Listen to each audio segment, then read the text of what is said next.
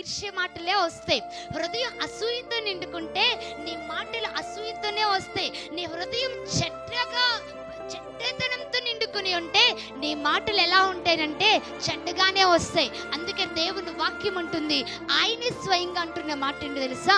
హృదయం నిండుకున్న దానిని బట్టియే నీ నోటి మాటలు వస్తాయి. తర్వాత అంటాడు కదా, సజ్జనుడు తన మంచితన నిధిలో నుండి సద్విషయములను తెచ్చును, దుర్జనుడు తన చెడ్డతన నిధిలో నుండి ఏం చేస్తాడట?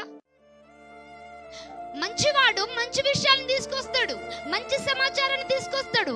మంచివాడు మంచి త్రోవలో నడిపిస్తాడు. ఎవరైనా ఒకడు చెడిపోతూ ఉంటే ఆ మంచివాడు చెడిపోవడానికి ఇష్టపడడు, ఆ చెడ్డవాడిని మంచి త్రోవలో నడిపించడానికి ఇష్టపడతాడు. తన జీవితంలో నుండి మంచి విషయాలను బయటకు తెస్తాడు.